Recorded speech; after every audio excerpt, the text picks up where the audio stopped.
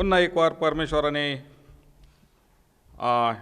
हा जो प्रसंग, हा जो भक्तीचा प्रसंग आम्हाला दिला, त्याचं वचन गाजवण्याचा, त्याचं वचन सांगण्याचा, चिंतन आणि मनन करण्याचा दिला, त्याबद्दल आम्ही सर्वजण परमेश्वराचे धन्यवाद करू।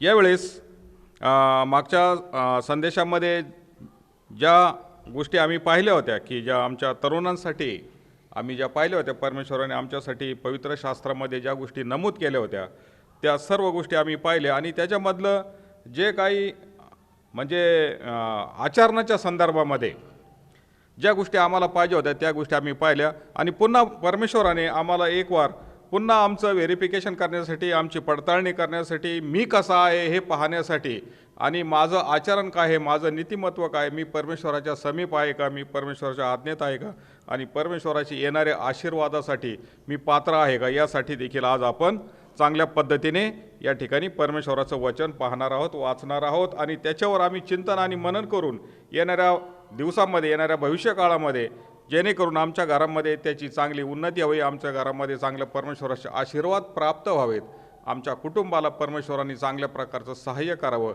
आमचे शेजारी, आमचे बंधू, आमच्या भगिनी आणि आमचा समाज आणि आमची मंडळी यामध्ये परमेश्वरांनी चांगल्या प्रकारची आध्यात्मिक उन्नती करावी, या दृष्टिकोनामधून जे काही वचनं परमेश्वराने आम्हाला दिले आहेत ते आपण या ठिकाणी पाहू। आजचा जो विषय आहे, आजच्या विषयाचं जे टायटल आहे ते आहे माझे आचरण।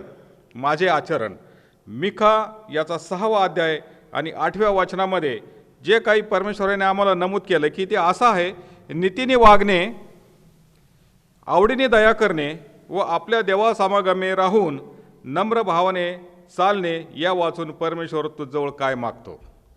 ह्या साध्या गोष्टी आहेत, हे एकदम सिंपल म्हणजे अतिशय सुंदर असं वचन आहे की परमेश्वर आमच्याकडून काय अपेक्षा करत आहे, परमेश्वराने आमच्याकडून काय अपेक्षा केली, काय केलं की नीतीने वागणे।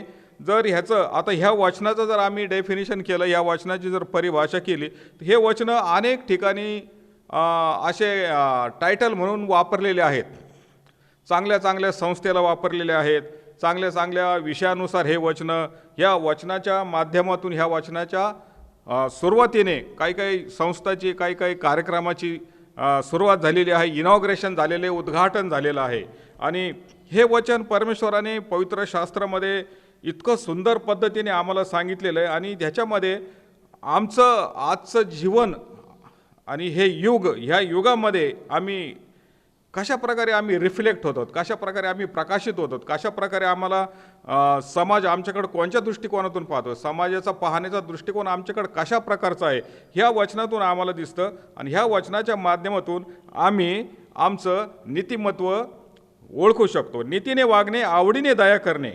नीतीने वागणे म्हणजे परमेश्वराने पवित्र शास्त्रामध्ये ज्या काही नीतिमत्व ठेवलेले आहेत, परमेश्वराने पवित्र शास्त्रामध्ये काही निर्बंध ठेवलेत, परमेश्वराने पवित्र शास्त्रामध्ये आम्हाला काही रूपरेषा दिल्या आहेत, आमचं जीवन उज्ज्वल होण्यासाठी, आम्ही चांगलं प्रकाशित होण्यासाठी परमेश्वराने आमच्यासाठी ज्या काही गोष्टी या जगामध्ये ठेवलेल्या आहेत, ह्या पवित्र शास्त्रामध्ये ठेवलेल्या आहेत, ह्या सर्व गोष्टी आम्हाला ह्या वचनामध्ये मिळतात। नीतीने वागणे म्हणजे नीतिमत्ता अंगी असणे। नीतिमत्ता अंगी असणे म्हणजे त्याच्यामध्ये सगळ्यात पहिला गुण जो आहे की मी निर्दोष असावं, मी स्वाभिमानी असावं, मी स्वावलंबी असावं, मी कोणाच्याही घराचा, कोणाच्याही वस्तूचा आणि कुठल्याही शेजाऱ्याच्या वस्तूचा लोभ धरला नाही पाहिजे, मी दुसऱ्याबरोबर माझं कम्पॅरिझन नाही केलं पाहिजे, मी दुसऱ्याबरोबर माझी तुलना नाही केली पाहिजे आणि मी दुसऱ्याला कधीही खाली लेखलं नाही पाहिजे। आणि नीतीने वागणे म्हणजे परमेश्वराच्या इच्छेनुसार, परमेश्वराच्या आज्ञेनुसार वागणे। आवडीने दया करणे, आता ही दया करणे म्हणजे याचा अर्थ की आम्ही कोणाला तरी मदत करणे। दया करणे म्हणजे कोणीतरी माझ्याकडे शरण आला असन त्याला मी क्षमा करणं, त्याला आवडीने मला क्षमा करायला परमेश्वराने शिकवलेले आहे। आणि विशेष म्हणजे आपल्या देवासमागमे राहून, देवाबरोबर राहून, देवाच्या सानिध्यामध्ये राहून, देवाच्या अस्तित्वामध्ये राहून, देवाला समोर साक्ष ठेवून नम्र भावाने, व्हेरी हंबलनेस, नम्र म्हणजे या ठिकाणी बघा की असं म्हटलंय की एक चांगला जो शिक्षक असतो तो चांगला शिक्षक आधी चांगला विद्यार्थी असतो, चांगला विद्यार्थी झाल्याशिवाय चांगला शिक्षक तयार होत नाही। म्हणून या ठिकाणी नम्रता जर आमच्या अंगी असेल, म्हणजे कुठलाही बी एखादा शिष्य असेल त्याच्या गुरुकडे जर गेला तो नम्रपणे त्याच्याबरोबर बोलत असतो. त्याचं बोलणं, त्याचं चालणं, त्याचं वागणं अतिशय चांगल्या प्रकारे दिसून येतं, की ते जगाला दिसून येतं, की लगेच समोरच्याच्या लक्षात येतं अरे किती हा नम्र माणूस आहे, किती याचा स्वभाव किती मनमिळव आहे आणि हा किती नम्रतेने आमच्याबरोबर बोलत आहे. आणि या वाचून परमेश्वर काय मागतो, की ह्या साध्या साध्या गोष्टी आहेत, की नीतीने वागणे, आवडीने दया करणे व आपल्या देवा समागमे राहून नम्र भावाने चालणे, या वाचून परमेश्वर तुझ्याजवळ काय मागतो.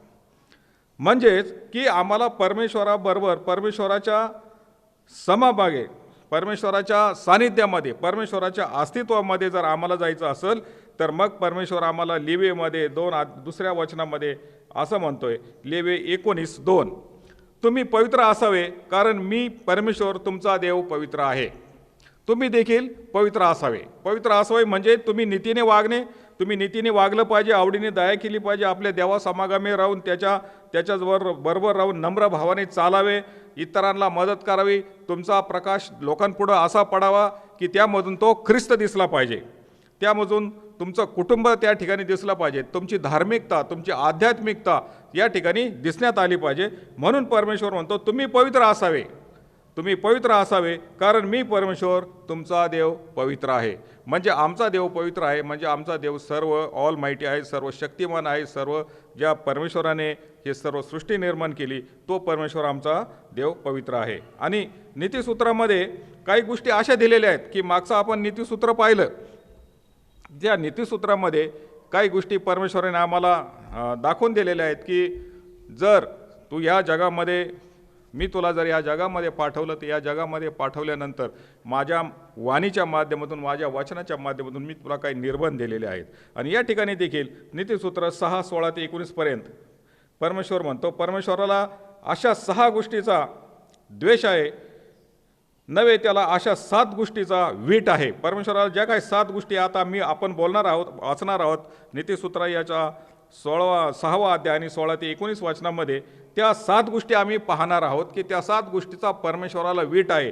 मग नीतीने वागणे, आवडीने दया करणे व आपल्या देवा समागमे राहून नम्र भावाने चालणे, या वाचून परमेश्वर तुझ्याजवळ काय मागतो. हे एक परमेश्वराचं वचन आहे, परंतु ह्याचा विरोधाभास आमच्या जीवनामध्ये रोजच्या रोज होत आहे. आम्ही ह्या वचनाप्रमाणे चालत नाही, या वचनाप्रमाणे आम्ही वागत नाही, परमेश्वराच्या स्वाधीन अधीन आमचं जीवन नाही. त्याच्यामुळे आमच्या घरामध्ये, आमच्या कुटुंबामध्ये, आमच्या समाजामध्ये, आमच्या मंडळीमध्ये आम्ही ज्या ज्या ठिकाणी राहतो त्या त्या ठिकाणी अनेक प्रकारचे दुष्परिणाम आम्हाला पाहायला मिळतात. घडोघडी वेळोवेळी आम्हाला परमेश्वराच्या सानिध्यापासून आम्हाला बाजूला केलं जातं, सैतान आम्हाला ओढतो आणि त्याचे कामं आमच्याकडून करून घेतो. मग या ठिकाणी ह्या वचनाचा काय म्हणजे आमच्यावर काय परिणाम होतो. ह्या वचनाचा परिणाम काय होतो की नीतीने वागणे, आवडीने दया करणे व आपल्या देवा समागमे राहून नम्र भावाने चालणे, या वाचून देव तुझ्याजवळ काय मागतो. ह्या साध्या साध्या गोष्टी जर आम्हाला समजत नाहीत, मग परमेश्वराने आम्हाला लेवीमध्ये असं म्हटलंय की मी तुमचा देव परमेश्वर पवित्र आहे, तुम्ही पवित्र असावे कारण मी तुमचा देव पवित्र आहे आणि तुम्ही देखील माझ्यासारखं राहायला पाहिजे. परंतु परमेश्वर या ठिकाणी अजून दुसरी आम्हाला जाणीव करतो की मला ज्या गोष्टीचा वीट आहे त्या गोष्टी तुम्ही पुन्हा वाचून घ्या, पुन्हा ऐकून घ्या, पुन्हा त्याच्यावर चिंतन करा, पुन्हा त्याच्यावर मनन करा, ती गोष्ट समोर ठेवून स्वतःला पडताळून पहा. ज्याप्रमाणे आम्ही सकाळी आंघोळ वगैरे करून आम्ही तयार होतो, ऑफिसला जाण्यासाठी निघतो, त्यावेळेस आम्ही कसे आहोत, मी कसा दिसतो, मी म्हणून माझा केसाचा भांग बरोबर आहे का, मी कोट व्यवस्थित घातलेला आहे का, माझी टाय व्यवस्थित आहे का, माझं शूज, माझे सॉक्स बरोबर आहेत का, माझी इन केलेलं बरोबर आहे, हे सर्व पाहण्यासाठी आम्ही समोर आरशामध्ये उभा राहतो. आणि आरशामध्ये उभा राहिल्यानंतर आम्ही आमचं प्रतिबिंब त्या आरशामध्ये पाहतो आणि त्या पाहिलेल्या प्रतिबिंबाचं ज्यावेळेस आम्हाला समाधान होतं त्यावेळेस, आणि जर समाधान नाही झालं तर आम्ही आमचं पुन्हा केस रचना जी असेल, जे काय असेल आमचं जे काय आमचा पेहराव असेल तो पेहराव आम्ही व्यवस्थित करतो आणि नंतरच मग आम्ही बाहेर पडतो. सेम वे या ठिकाणी देखील परमेश्वर असं म्हणतो की परमेश्वराने आम्हाला ह्या काही वचनातून असं जागा करून दिलेलं आहे, ज्या गोष्टीचा परमेश्वराला वीट आहे, ज्या गोष्टीचा परमेश्वराला संताप आहे, ज्या गोष्टी परमेश्वराला आवडत नाहीत, ज्या गोष्टी परमेश्वर आम्हाला त्याच्याबरोबर आमची तुलना करत नाही, अशा गोष्टी परमेश्वराने आम्हाला पवित्र शास्त्रामध्ये दाखवून दिलेल्या आहेत की ह्या गोष्टी ह्या जगामध्ये आहेत, ह्या गोष्टी या समाजामध्ये आहेत, या गोष्टी तुझ्या कुटुंबामध्ये आहेत, या गोष्टी तुझ्या अंतःकरणामध्ये आहेत, या गोष्टी तुझ्या स्वभावामध्ये आहेत आणि या गोष्टी करत असताना तू परमेश्वरापासून दूर जातो आणि मग माझ्या आशीर्वादाला तू मुकतो. असं म्हटलंय की तुमच्या पातकांनी तुमचे हित रोखून ठेवलेलं आहे. मग आम्ही विनाकारण असं म्हणतो की आजचा एवढा चांगला दिवस आहे, मी एवढा अभ्यास केला, मी एवढं कष्ट केले, परंतु माझ्या घरामध्ये पैशाला पैसा का लागत नाही, बरकता येत नाही, प्रॉस्पेरिटी का नाही, आशीर्वाद का नाहीत, सारखे सारखे आजार का आहेत, सारखा सारखा पैसा लवकर का संपतो, याला त्याला पैसे मागण्याची आम्हाला का वेळ येते, आम्ही का दुसऱ्याकडे पाहावं. मग ह्या जर गोष्टी असतील तर मग आम्हाला ह्या गोष्टी, परमेश्वराला ज्या 7 गोष्टी अप्रिय आहेत, परमेश्वराला ज्या 7 गोष्टीचा वीट आहे, त्या आम्ही आमच्याबरोबर व्हेरीफाय करायला पाहिजे. ते कुठल्या गोष्टी आहेत की परमेश्वर म्हणतो, परमेश्वर ज्याचा द्वेष करतो अशा 6 गोष्टी आहेत नव्हे, त्याला अशा 7 गोष्टींचा वीट आहे. एक, पहिली उन्मत्त दृष्टी. पहिला नंबर म्हणजे उन्मत्त दृष्टी. उन्मत्त दृष्टी म्हणजे अतिशय क्रूरतेने, गर्विष्ठतेने आम्ही दुसऱ्याकडे पाहतो. आम्ही दुसऱ्याला खाली पाहण्याचा आमचा जो काही मनाचा भाव असतो तो आम्ही त्या ठिकाणी दाखवतो आणि समोरच्या व्यक्तीला आम्ही तुच्छ लेखतो. उन्मत्त दृष्टी म्हणजे कुठल्याही प्रकारची सहनशीलता नाही, कुठल्या प्रकारचं अभ्यासू व्यक्तिमत्व नाही, कुठल्या प्रकारची समंजसपणा नाही आणि आमची दृष्टी नेहमी उन्मत्त असते. दुसरं जे आहे लबाड बोलणारी जीवा. आम्ही क्षणाक्षणाला लबाड बोलतो. आम्हाला स्वतःला पडतळून पाहिलं की सकाळपासून तर संध्याकाळपर्यंत जर आम्ही आमचं मूल्यमापन केलं आणि आम्ही जर सकाळपासून संध्याकाळपर्यंत उठल्यापासून जर आम्ही एका डायरीमध्ये जर आजचा जीवनक्रम आम्ही लिहून ठेवला, सकाळपासून संध्याकाळपर्यंत कुठल्या क्षणाला आम्ही कुठल्या वेळेला कुठं थांबलो, हे सर्व जर आम्ही डायरीमध्ये नोंद केलं आणि रात्री झोपताना जर ती डायरी वाचली तर आम्हाला वाचूशी वाटणार नाही. इतक्या वेळेस आम्ही लबाड बोलतो, इतक्या वेळेस आम्ही परमेश्वराच्या सानिध्यापासून, परमेश्वराच्या अस्तित्वापासून, त्याच्या वचनापासून आम्ही दूर जाऊन परमेश्वराला न आवडणाऱ्या गोष्टी करतो. त्याचप्रमाणे तिसरा जो भाग आहे, तिसरी जो हे आहे निर्दोष रक्त पाडणारे हात. बघा की निर्दोष रक्त पाडणारे हात, या परमेश्वराने आम्हाला 10 आज्ञेमध्ये दिले, खून करू नको. आणि या ठिकाणी निर्दोष रक्त पाडणारे हात आमच्या गर्वामुळं किंवा आमच्या कपटीपणामुळं किंवा आमच्या उन्मत्त दृष्टीमुळं एखाद्याच्या मनावर जर वाईट परिणाम झाला, एखाद्याला जर आम्ही टॉर्चर केलं, एखाद्याची जर आम्ही हॅरेसमेंट केली, माझ्याजवळ जर काही, मी जर एखाद्या ठिकाणी कामाला असेल, माझ्या हातामध्ये जे काही पद असेल, माझ्या हाताखाली जर कोणी जे काय असेल तर, आणि मला जी व्यक्ती प्रिय नसेल, माझ्या ग्रुपमधली प्रिय नसेल, तर मला त्या अधिकाराच्या नुसार मला त्याची हॅरेसमेंट करण्याचा एक मला संधी सापडते. मी त्याला टॉर्चर करू शकतो. आणि अशा परिस्थितीमध्ये त्याच्या घरातली परिस्थिती बिकट असेल, त्याची मनस्थिती चांगली नसेल, अशा वेळेस जर आम्ही त्याला काही हॅरेसमेंट केली, त्या व्यक्तीला किंवा त्याच्या मनाच्या विरुद्ध काम केलं, त्याला मनस्ताप दिला, किंवा त्याला जर अशा वेळेस काय झालं आणि तो रस्त्याने चालला आणि ॲक्सिडेंटली जर त्याचं काय झालं आणि त्याचा त्या ठिकाणी मृत्यू झाला किंवा त्याचं रक्त सांडलं, तर अशा वेळेस निर्दोष रक्त पाडणारे हात देखील माझ्याकडे आहेत असं हे सिद्ध होतं. म्हणून आम्ही ह्या गोष्टी देखील या ठिकाणी पाहायला पाहिजेत. दुष्ट योजना करणारे अंतःकरण. बघा हे जे प्लॅनिंग होतं, बघा ज्या प्लॅनिंग जे होतं हे अंतःकरणामध्ये प्लॅनिंग होतं. हे प्लॅनिंग 2 वेळेस होतं. आधी आमच्या बुद्धीला समजतं, आमच्या मेंदूला समजतं, मेंदूमधून ते आमच्या अंतःकरणामध्ये येतं आणि मग ते आम्ही प्रयोगात आणतो, ते आम्ही इम्प्लिमेंट करतो. मग आमचं अंतःकरण, दुष्ट योजना करणारे अंतःकरण जे आहे ते आम्हाला परमेश्वराने त्याच्यापासून दूर ठेवलेलं. म्हणून परमेश्वर यिर्मया 17:9 मध्ये म्हणतो की हृदय हे कपटी आहे, ते असाध्य रोगाने ग्रासलेलं आहे आणि त्याचा भेद कोणाला समजत नाही. देखील या ठिकाणी देखील ते सिद्ध होत आहे की दुष्ट योजना करणारे अंतःकरण, ह्या दुष्ट योजना करणारे जे अंतःकरण आहे हे आम्हाला परमेश्वराच्या पासून त्याच्याबद्दल आम्हाला आमचं व्हेरिफिकेशन करून ते शुद्ध करण्याचा परमेश्वराने आम्हाला या ठिकाणी संधी दिलेली आहे. आणि ती संधी परमेश्वराने आम्हाला पवित्र शास्त्रामध्ये दिलेली आहे. 5वं जे आहे दुष्कर्म करण्यास त्वरेने धावणारे पाय. दुष्कर्म करण्यास त्वरेने धावणारे पाय. पहा की आम्हाला जर काही भांडण झालं किंवा काय झालं तर आमचं कोर्टामध्ये धाव घेण्यासाठी, त्याला शिक्षा होण्यासाठी, त्याचा बदला घेण्यासाठी, त्याला कुठंतरी आम्हाला खाली पाडण्यासाठी, त्या समोरच्या व्यक्तीला खाली पाडण्यासाठी, जे काही दुष्कर्म करायचं त्याच्यासाठी आमचे पाय त्वरेने धावतात की आम्ही आधी त्या ठिकाणी वळतो. कारण सैतान आम्हाला अशा पद्धतीने मोटिवेट करतो, सैतान आम्हाला अशा पद्धतीने तयार करतो, सैतान आम्हाला अशा प्रकारे मोहित करतो आम्हाला तो अशा प्रकारे ते दाखवतो, अशा प्रकारे आम्हाला ते जीवन दाखवतो, अशा प्रकारे आम्हाला ती घटना दाखवतो की आम्ही क्विकली आमचे पाय त्वरेने त्या ठिकाणी धावतात आणि कुठलाही मागचा पुढचा विचार न करता आम्ही ती घटना घडवतो किंवा आम्ही त्या गोष्टीला आम्ही सामोरे जातो आणि ती घटना घडवून मग नंतर आम्ही काय करतो की ते दुष्कर्म करण्यास सज्ज होतो आणि मग आमच्याकडून ती कृती होती आणि ती कृती झाल्यानंतर मग सैतानाला आनंद होतो. म्हणून या ठिकाणी पाचवा जो इथं एक प्रकार दिलेला आहे, दुष्कर्म करण्यास त्वरेने धावणारे पाय. आमचे पाय कुठं धावले पाहिजेत? परमेश्वराने जे आम्हाला अवयव दिले आहेत, परमेश्वराने हे अवयव म्हणजे पाय दिलेत, हे पाय म्हणजे आम्हाला परमेश्वराने दिलेल्या मार्गाने चालण्यासाठी दिलेले आहेत. परंतु आम्ही ह्या जीवनामध्ये जीवन जगत असताना, ह्या युगामध्ये जगत असताना आमचे पाय त्वरेने कुठे धावतात? आम्हाला त्वरेने परमेश्वराच्या सानिध्यामध्ये यायला पाहिजेत. मार्ग सत्य जीवन मीच आहे हे परमेश्वराने आम्हाला दिलेलं आहे, हे येशू ख्रिस्ताने आम्हाला सांगितलं आहे. मग मार्ग आणि सत्य जीवन जर मला हे समजलं नाही, येशू ख्रिस्ताने बोललेला जे काय हा शब्द आहे, हे जे काय वर्डिंग आहे, हे जर मला समजलं नाही, मार्ग सत्य जीवन काय आहे हे परमेश्वराने सांगून दिलेलं, हे परमेश्वराने दाखवलेलं आम्हाला जे काही सिंबॉलिक आहे, हे परमेश्वराने दिलेलं आम्हाला जे काही वरदान आहे, परमेश्वराने आम्हाला सांगून दिलेला जो काही इशारा आहे, परमेश्वराने सांगून ठेवलेला आमच्यासाठी एक हेडलाईन आहे, ही हेडलाईन जर मला समजली नाही तर माझे पाय दुष्कर्म करण्यास त्वरेने धावतात आणि ते धावल्यानंतर मी परमेश्वराच्या आशीर्वादापासून, परमेश्वराच्या वचनापासून दूर जाऊन मी सैतानाच्या मोहपाशा जाऊन अडकतो आणि नंतर मग माझी त्या ठिकाणी फजिती होते. त्यानंतर सहावा जो शब्द आहे, सहावी जी घटना आहे, लबाड बोलणारा खोटा साक्षी. लबाड तो बोलतो परंतु तो खोटी साक्ष देतोय. कारण खोटी साक्ष देऊ नको असं देखील आम्हाला 10 आज्ञामध्ये सांगितलेलं आहे आणि या सर्व आम्ही आज्ञा मोडत लबाड बोलणारा खोटा साक्षी हा देखील याचा देखील परमेश्वराला वीट आहे. म्हणून हे देखील आम्हाला या ठिकाणी पाहायला पाहिजे. आम्ही आमच्या याच्याबद्दल स्वतःबद्दल आम्ही व्हेरीफाय केलं पाहिजे की लबाड बोलणारा खोटा साक्षी मी आहे का?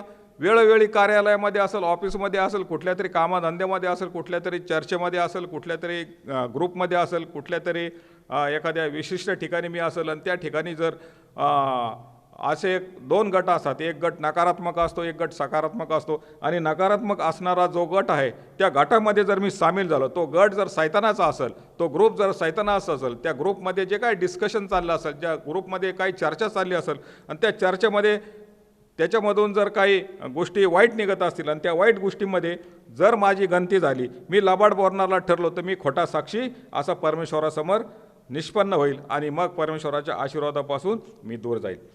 7वी गोष्ट जी आहे ही अतिशय आज म्हणजे या जगामध्ये अतिशय तंतोतंत म्हणजे एकदम रिअल आहे, वास्तविकता आहे. या गोष्टीमध्ये वास्तविक भावाभावात वैमनस्य उत्पन्न करणारा मनुष्य हा होय. भावाभावात वैमनस्य निर्माण करणारा एक चांगलं कुटुंब असेल, एकत्र कुटुंब असेल, एकत्रित कुटुंबामध्ये चांगल्या प्रकारची परमेश्वराचं सानिध्य असेल, परमेश्वराचा आशीर्वाद असेल, परमेश्वराला आवडणारं असं कुटुंब असेल ते, आणि त्या कुटुंबामध्ये जर 4 भाव असतील, 3 भाव असतील, 2 भाव असतील, तर त्याच्यामध्ये वैमनस्य निर्माण करण्यासाठी सैतान हा नेहमी धाव घेत असतो. कारण ज्या वेळेस आदाम आणि हवा यादेन बागेमध्ये आणि परमेश्वर स्वर्गामधून त्यांना भेटायला येत होता, जात होता, भेटायला येत होता, जात होता, हे त्या सैतानाने पाहिलं आणि त्यांनी पाहिलं की ह्यांच्यामधलं जे काही संभाषण आहे, यांच्यामधलं जे काही संबंध आहेत, यांच्यामधलं जे काही प्रेम आहे ते तोडण्यासाठी त्यांनी त्या सापाचं रूप धारण करून त्या हवेच्या माध्यमातून परमेश्वरामध्ये आणि मानवामध्ये एक प्रकारचं अंतर निर्माण केलं, जेणेकरून आम्ही आज ते भोगत आहोत. त्याचप्रमाणे भावभावात वैमनस्य उत्पन्न करणारा मनुष्य मी आहे का? भावभावात वैमनस्य उत्पन्न करणारा मी मनुष्य आहे का?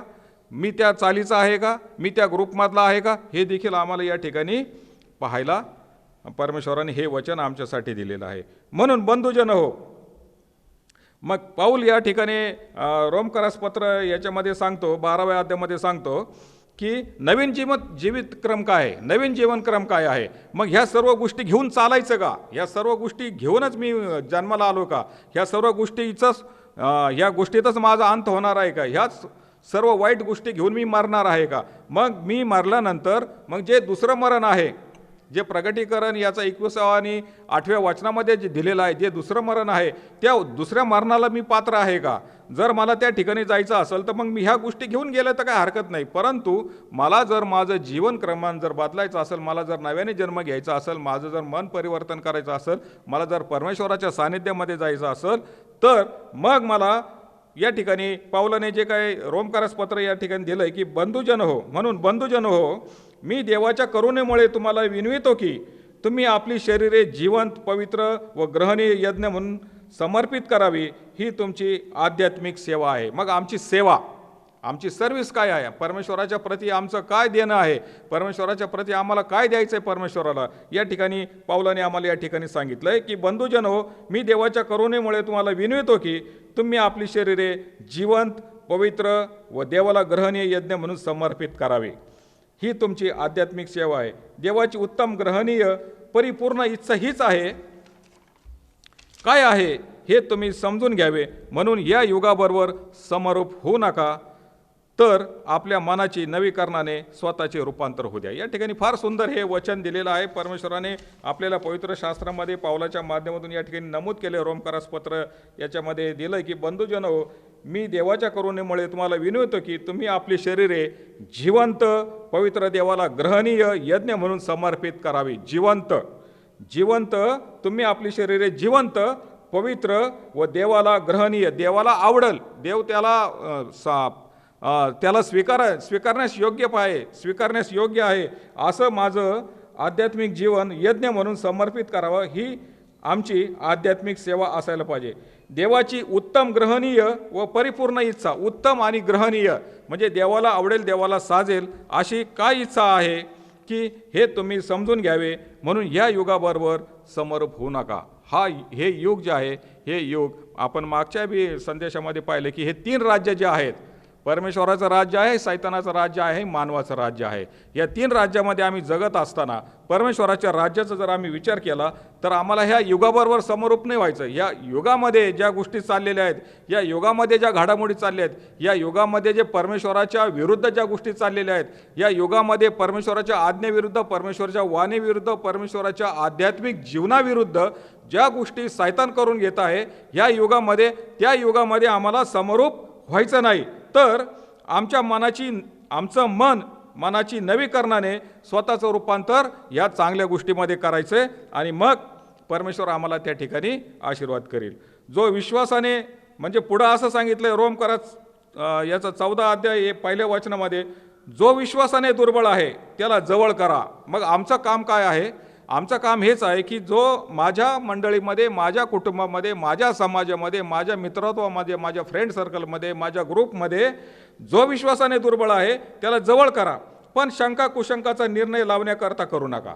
मग त्याचं काय आहे, त्याच्याबद्दल काय शंका आहे, त्याच्याबद्दल काय डाऊट आहे, हा कसा आहे, तो कसा आहे, त्याच्याबद्दल ते निर्णय घेण्यासाठी त्याला जवळ करू नका. आणि रोमकारस पत्र याचा 15 अध्याय पहिल्या वचनामध्ये, आपण जसे सशक्त आहोत त्या आपण आपल्या सुखाकडे न पाहता अशक्तांच्या दुर्बलेचा भार व्हायला पाहिजे. म्हणजे मी जर सशक्त आहे, परमेश्वराच्या दृष्टिकोनातून जर मी प्रबल आहे, परमेश्वराच्या दृष्टिकोनातून जर मी बलवान आहे, परमेश्वराच्या दृष्टिकोनातून जर मला काही गोष्टी समजतात, परमेश्वराच्या माध्यमातून ज्या आध्यात्मिकतेच्या गोष्टी मला समजतात, त्या आध्यात्मिकतेमध्ये जर मी सशक्त आहे, तर त्या आपण आपल्या सुखाकडे न पाहता, मी माझ्या सुखाकडे म्हणजे मी स्वार्थी वृत्तीने न पाहता अशक्तांच्या दुर्बलतेचा भार व्हायला पाहिजे. अशक्तांच्या दुर्बलतेचा भाव, अशक्त आणि दुर्बलता ही फार मोठी या ठिकाणी परमेश्वराने आम्हाला या ठिकाणी हे वचन दिलेलं आहे की अशक्त कोण आहे, दुर्बल कोण आहे आणि त्यांचा भार आम्ही व्हायला पाहिजे. मग अशा लोकांबरोबर आम्ही आमची फेलोशिप ठेवली पाहिजे. आमचं वचन आध्यात्मिक दृष्टिकोनातून त्यांना चांगलं प्रबळ करण्यासाठी आम्हाला त्यांना सांगायला पाहिजे, त्यांच्याबरोबर राहिलं पाहिजे, त्यांच्या फेलोशिपमध्ये गेलं पाहिजे, त्यांना आम्ही हे परमेश्वराची सुवार्ता सांगितली पाहिजे. अशक्तांच्या दुर्बलतेचा भार आम्ही व्हायला पाहिजे. आपणापैकी प्रत्येक जणाने शेजाऱ्याची उन्नती होण्याकरता त्याचे बरे करून त्याच्या सुखाकडे पाहावे, कारण ख्रिस्ताने स्वतःच्या सुखाकडे न पाहता केले. येशू ख्रिस्ताने जे काय आमच्यासाठी या जगामध्ये केलं की त्याने स्वतःचा प्राण दिला, त्याने आमचे सर्व रोग त्याच्यावर घेतले, आमचे अपराध त्याने घेतले, आम्ही केलेल्या वाईट गोष्टी, आम्ही केलेल्या अतिशय घृणात्मक अशा गोष्टी, आम्ही असे वाईट विचार केलेले, आम्ही अंतःकरणापासून वाईट, आमच्या प्रत्येक नजरेने, प्रत्येक हाताच्या बोटाने, प्रत्येक आमच्या मनातील विचाराने, असंख्य विचाराने आम्ही जे काही आमच्या डोक्यामध्ये लाखो करोडो विचार आहेत, हे सर्व विचार अतिशय घृणात्मक, अतिशय घाण आणि घाणेरडे, अतिशय म्हणजे वास येणारे, अतिशय म्हणजे असे परमेश्वराला नको असलेले, परमेश्वराला ज्या ज्या गोष्टीचा वीट आहे, परमेश्वराला ज्या ज्या गोष्टी आवडत नाहीत, परमेश्वर ज्या ज्या गोष्टीपासून दूर राहतो, त्या सर्व गोष्टी येशू ख्रिस्ताने स्वतःवर घेतल्या आणि त्याने तुमचं आणि माझं तारण करण्याकरता तुमचं आणि तुम्हाला आणि मला त्याने खंडून घेतलं, सैतानापासून त्याने आम्हाला हिसकून घेतलं आणि त्याने आम्हाला पवित्र करण्याचा अधिकार दिला. ह्या सर्व गोष्टी येशू ख्रिस्ताने केल्या आणि त्याच गोष्टी येशू ख्रिस्त आम्हाला सांगतो की अशक्तांच्या दुर्बलतेचा भार व्हायला पाहिजे, कारण येशू ख्रिस्ताने हा सर्व आमचा भार त्या वधस्तंभावर वाहिला. हे देखील आम्ही विसरलं नाही पाहिजे. आणि ह्या सर्व गोष्टी आम्ही जर केल्या तर ह्या सर्व गोष्टीचं कन्क्लुजन काय आहे, ह्या सर्व गोष्टीचा ब्रीफ काय आहे, या सर्व गोष्टीचा एक सारांश काय आहे, या सर्व गोष्टी आम्हाला कशाकडे येतात? मग नाशाकडे येतात का परमेश्वराच्या वचनाकडे येतात? ह्या सर्व गोष्टी जर आम्ही या ठिकाणी व्हेरीफाय केले, ह्या गोष्टींची आम्ही पडताळणी केली, तर जर अशक्तांचा दुर्बलतेचा भार आम्ही व्हायला पाहिजे.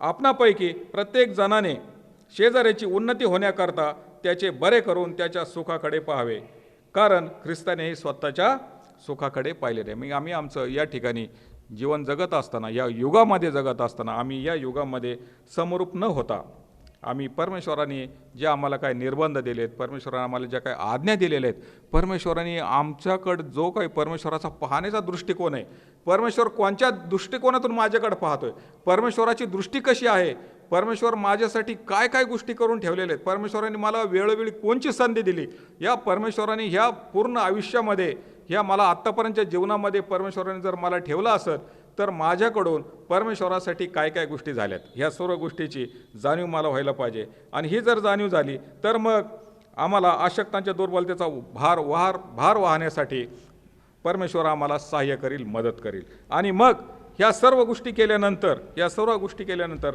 मग परमेश्वर आम्हाला म्हणतो की ज्याप्रमाणे कोणी एक श्रीमंत माणूस परदेशी जात असताना त्याने त्याच्या 3 सेवकांना बोलवलं आणि प्रत्येकाला त्याच्या लायकीप्रमाणे, प्रत्येकाच्या ह्याच्याप्रमाणे, ॲबिलिटीप्रमाणे त्यांना ते पैसे दिले आणि तो परदेशी निघून गेला. आणि आल्यावर त्यांनी परत त्यांचा हिशोब घेतला.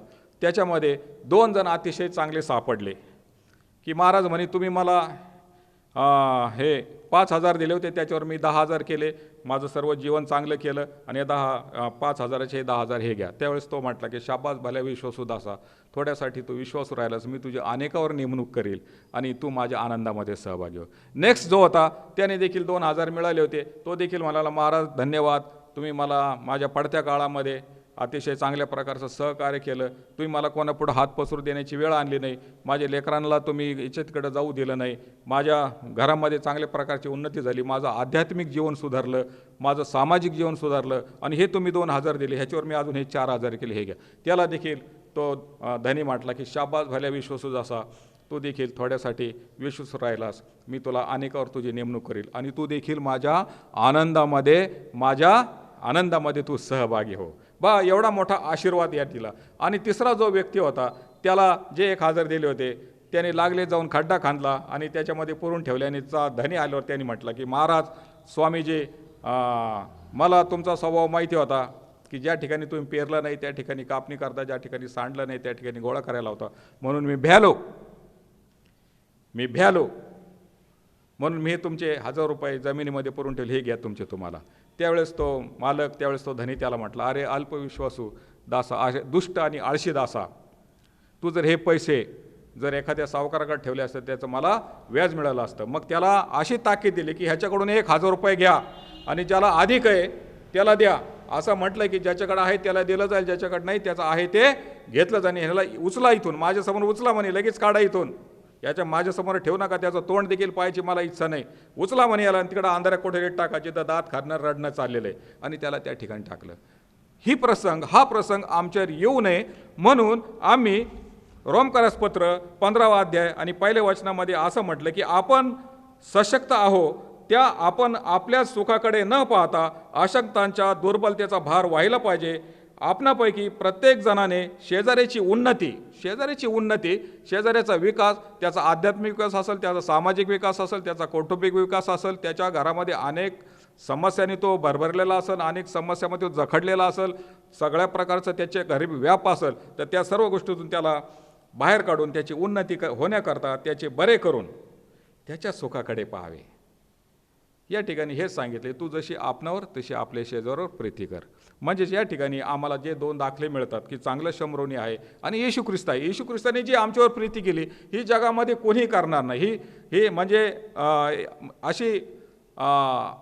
अशी गोष्ट आहे की ही कोणीही करू शकणार नाही. आणि ती गोष्ट येशू ख्रिस्ताने आमच्यासाठी केली. अशासाठी म्हणून योहान 3:16 परमेश्वराने आमच्यासाठी ते लिहून ठेवले की हे देवाने जगावर एवढी मोठी प्रीती केली की त्याने आपला एकुलता एक पुत्र दिला, अशासाठी की जो कोणी त्याच्यावर विश्वास ठेवेल त्याचा नाश होऊ नये, तर त्याला सार्वकालिक जीवन प्राप्त. आणि हे सार्वकालिक जीवन परमेश्वराने तुम्हाला आणि मला दिलं. परमेश्वर करो ह्या वाचनामधून आम्हाला अधिक आणि अधिक परमेश्वर सहाय्य करो आणि सार्वकालिक जीवनाकडे जाण्यासाठी असलेलं जे काही ज्ञान आहे ते आम्हाला प्रदान करो. थँक्यू. God bless you. किती मिनिटं